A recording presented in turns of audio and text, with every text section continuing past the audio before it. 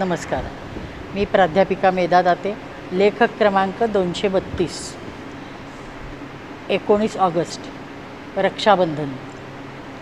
आज रक्षाबंधनाच्या सर्वांना शुभेच्छा. आपल्याकडे प्रत्येक दिवस विशेष असतो, त्यामागे सनातन परंपरा असते.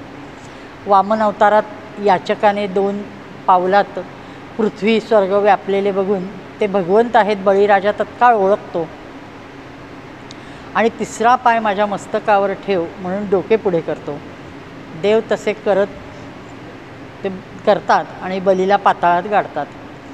इथे तू राज्य कर म्हणतात आणि मी प्रसन्न आहे, वर माग.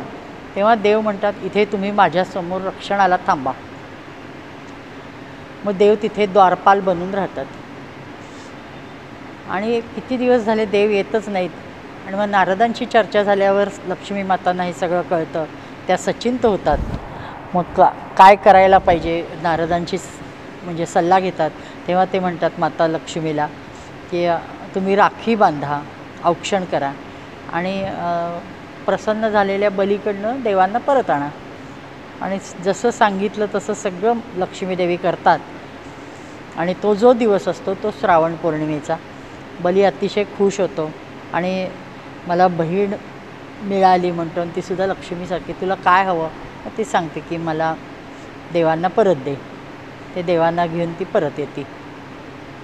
पण त्यानंतर व्यावहारिक जीवनात आपण ही राखी बांधायला आपापल्या भावांना सुरुवात केली आहे. पुढे ह्या अवतारात श्रीजींचे म्हणजे परमेश्वराला राखी बांधायची संधी केवळ त्यांच्याच कृपेने मलाही मिळाली. एकदा सोहम शब्द म्हणजे काय, तर शिवोहम म्हणजे सोहम असं मला आजीने सांगितलं. हे बरोबर ना, असं मी श्रींची बोलत होते. ते हो हो म्हणाले. मग असं जर असेल तर मग आपण साक्षात शिवपुत्र आहात आणि मी शिवोहम म्हणलं तर म्हणजे शिवाचा अंश माझ्यात आहे, म्हणजे आपण दोघं बहीण भाऊ झालो ना. तर ते हसले, हो म्हणाले आणि अगदी पुन्हा पुन्हा म्हणाले. मला खूप आनंद झाला. आणि योगायोगाने त्याच वर्षी मला रक्षाबंधनाला अक्कलकोटला जायचा प्रसंग आला आणि त्यांना राखीही बांधता आली. आज तागायत मी आज्ञांतरी आम्ही श्रीजींना औक्षण करून समोर राखी ठेवते. हे केवळ त्यांच्याच कृपेमुळे शक्य आहे आणि त्यांच्या कृपेने हे मिळालेले भगिनीपद जपण्याचा प्रयत्न करते. आज दुसरी गोष्ट म्हणजे श्रावणी सोमवार आहे.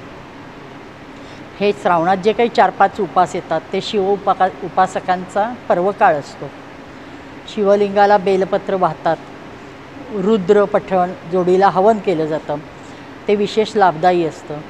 जगभरातले पंचसाधन मार्गी आज बेलाची पाने, गाईचं तूप यांनी महामृत्युंजय जप करत हवन करतात. हा मंत्र ऋग्वेद आणि यजुर्वेद दोन्ही ठिकाणी आला आहे. त्र्यंबकम यजामहे, जे त्रिनेत्र असणाऱ्या महादेवा तुझ्या प्रित्यर्थ यजन करतो. तोंडाने आपण म्हणतो, पण लोक मात्र करताना पाण्याचा अभिषेक करतात. त्यामुळे आणि पुढचं ह्याच्यात भाग श्लोकाचा आहे सुगंधी पुष्टीवर्धनम. हे त्यामुळे वातावरण सुगंधी पुष्टीदायक होते असं मंत्रात म्हणतो. आणि त्याला हे काय दिले की जसे पक्व फळ फांदीपासून दूर होते त्याप्रमाणे यजमानाने आम्हाला यजमानाला असं पाहिजे, आम्हाला म्हणजे यजमानाला मृत्यूकडून दूर अमृतत्वाकडे ने अशी प्रार्थना केली आहे. शिवाची अनेक ठिकाणी मृत्युंजयेश्वर नावानी मंदिरे आहेत. त्यामुळे किमान ह्या 4-5 श्रावणी सोमवारीतल्या एका तरी सोमवारी किंवा जमेल तर दर सोमवारी 10 ते 15 मिनटं गाईचे तूप व बेलाची पाने गाईच्याच तुपात भिजवून शांतपणे मंत्र म्हणत हवन केले तर ती पूजा खरोखरची शिवांना पोचते. ते प्रसन्न होतील. अग्निमुखी हवन हे महादेवांना तत्काळ पोचते. याचा एक प्रयोग म्हणून आम्ही 4-5 वर्षापूर्वी दुष्काळ पडला तेव्हा सांगली व पुणे जिल्ह्यातल्या लोकांनी या मंत्राने हवन केलं. चांगली पोतभर बेलाची पानं आणली, गाईच्या तुपात भिजवून 4-4, 5-5 तास हवन केलं. दोन्ही जिल्ह्यात प्रचंड पाऊस झाला. जणू यज्ञात भवती पर्जन्य याची प्रचितीच मिळाली. आणि हवनाने मन प्रसन्न होते. परमात्म्याशी आपण जोडले जातो. मर्त्य देहाशी संबंध तोडून ते विशाल अमरत्वात प्रवेश करते.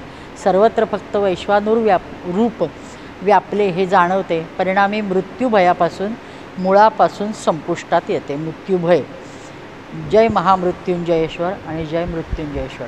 नमस्कार.